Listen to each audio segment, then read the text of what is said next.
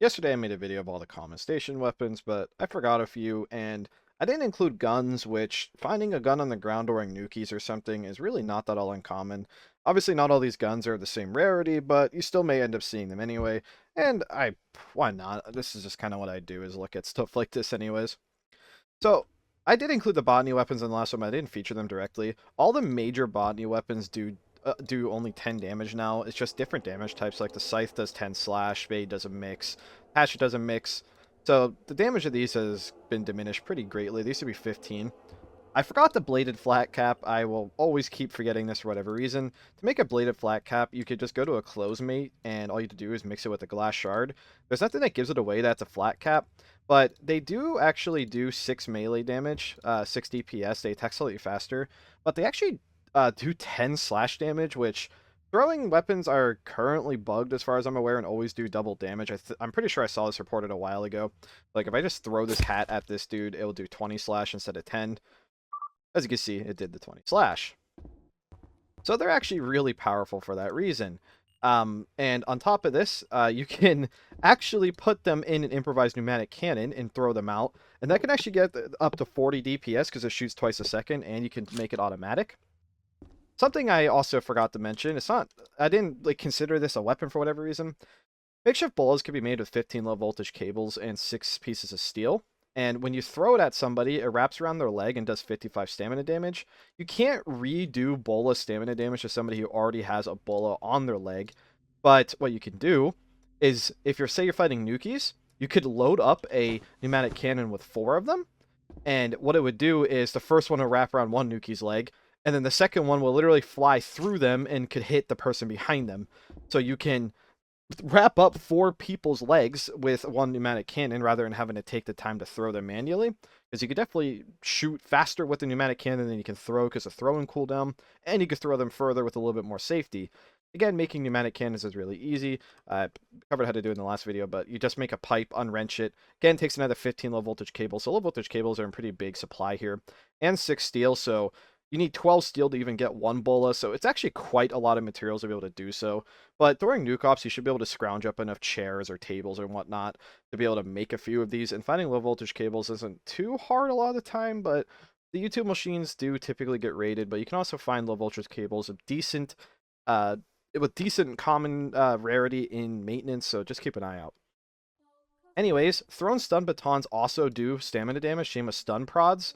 So if you want to have a really, really fast 1.5 second stun, you could load up a bola and put 2 turned on stun batons in a pneumatic cannon and leave it on auto. And if I just shoot it through a person, it'll wrap around their leg. Oh my god, I'm an idiot. I had the cannon on high power. Okay, don't have it on high power because it knocks you over. You take the cannon and then just hold left click, and the 2 stun batons will stun them after the bola.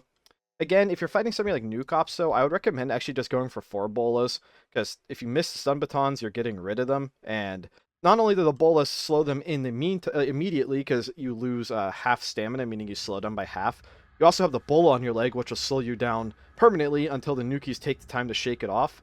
You can move and take off bolas now, so it's not as effective as it was, but still slowing down nukies is really powerful, and I mean, it doesn't take very long to peek a corner and to shoot like that, so having something like that slow down a nuki in less than a half a second or whatever, something that a human being no human being can react to a Grey Tide or anyone peeking a corner like this with a bola and shooting it. There just isn't humanly enough time to react to that, so it's really strong.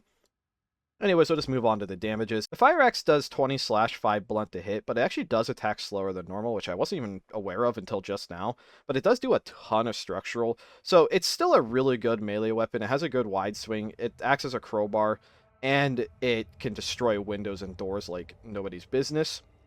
We'll move on to the laser weapons.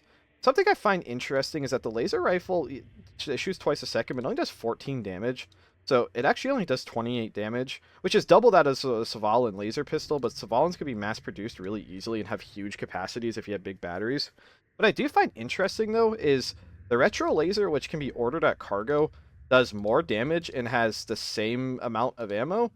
So for whatever reason, the retro laser actually does 6 DPS more than a laser rifle, and they're both semi-auto, so the laser rifle is just worse. It is a 4x4 where the retro laser is only a pistol size. It's a wedge or whatever the hell you call that shape, and 90-degree R, whatever.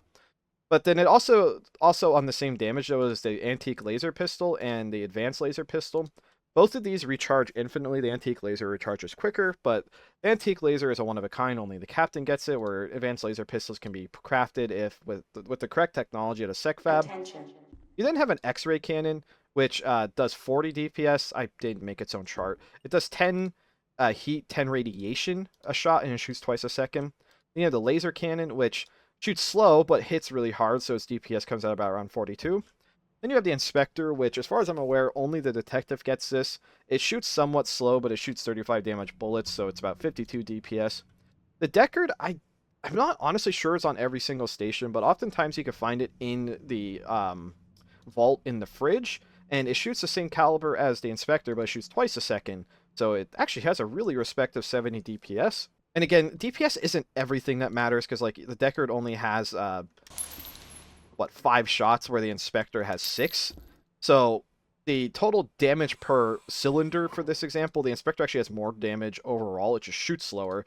So total damage is also an important stat in guns, but also a lot of times fights are point blank in this game, and whoever does have better DPS and armor will win. A lot of fights in this game aren't really based off skills, just based off preparation and equipment.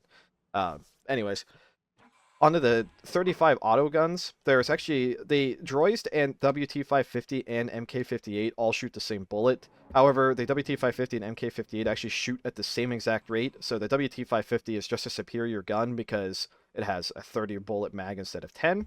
The Lecter actually shoots 20 rifle bullets, 20 caliber rifle bullets, but it has a smaller mag, so the damage per mag, I mean, due to the fact that it does slightly more damage, it somewhat evens out.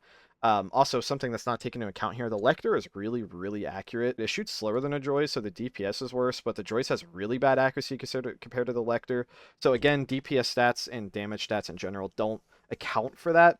The Lecter is a very reliable gun, even if it has worse DPS than the Droids. And the Droids has the same magazine size as the WT-550. It just has better DPS. But if we look at the gun component comparisons between the Droids and the WT-550, they actually have identical stats with accuracy, as far as I'm aware. It's just that the Droids has better DPS, which technically means the recoil will get worse quicker because it's going through its recoil faster. I believe that's correct. But if anything, that means the Droids is actually just a better gun than the WT-550. And if we look at the Lecter, you can actually see that it is just, I don't know, like, I guess that's like 6 times more accurate if I'm not mistaken. The Lecter is a very, very accurate gun. And like MK58s and pistols in general also shoot very straight. And if you compare the components together, they're literally identical to a pistol. So the Lecter is really just a full auto pistol with accuracy. That's probably unintended. I don't think the Lecter should be that much more accurate than the other guns. But anyways, move on to the final category, which is shotguns. Whether using improvised shells or buckshot, the total damage is 60 per shell, and all 3 of these shotguns can be found on stations. You could purchase additional enforcers at cargo. Security starts with camerers, sometimes starts with enforcers. Anyways, the only difference between these shotguns is the fact that they have different sizes. The camerer can hold 4 shells, the enforcer holds 7, double barrel holds 2. Both of them can reach 120 DPS if every single pellet of a buckshot/improvised shell lands. Difference is improvised shell does slash and pierce, where the normal buckshot just does pierce. Some stations like Omega have forks, and these actually do like 7 DPS. They attack faster than normal. So like, if you're like ever somehow like the cafeteria, you need to pick up a weapon, the fork is better than your fist. Other than that, that's pretty much it. Thank you for watching.